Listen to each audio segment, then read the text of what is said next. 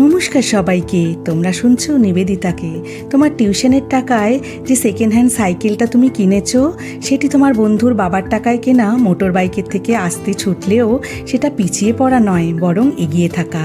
তোমার নিজের টাকায় 60% ছাড়ে কেনা কম দামি যে ড্রেসটা তুমি কিনেছো, সেটি তোমার বান্ধবীর বয়ফ্রেন্ড বা তার মায়ের থেকে চেয়ে নেওয়া টাকায় কেনা ডিজাইনার ড্রেসটার থেকে কিন্তু অনেক বেশি মূল্যবান ও আকর্ষণীয়।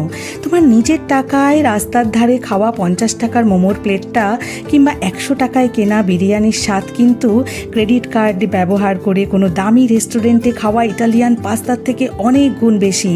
এবং তোমার নিজের টাকায় কেনা কম দামি মোবাইলটা তোমার বন্ধুর বয়ফ্রেন্ডের বা তোমার দিদির বয়ফ্রেন্ডের বাবার টাকায় কেনা আইফোনের থেকে অনেক গুণ বেশি স্মার্ট। তাই প্লিজ আজ থেকে হীনমন্যতায় ভোগা ছেড়ে দাও।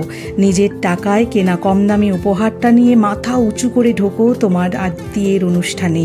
নিজের টাকায় কেনা কম দামি ড্রেসটা পরেই মাতিয়ে দাও তোমার বন্ধুর জন্মদিনের সেলিব্রেশনের পার্টিতে। নিজের টাকায় কেনা কম দামি স্মার্টফোনটা দিয়ে সেলফি তোলো অফিস পিকনিকে। হোক না একটু কম, তাতে ক্ষতি কি?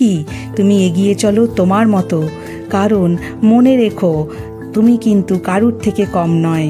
কেমন? ভালো থেকো।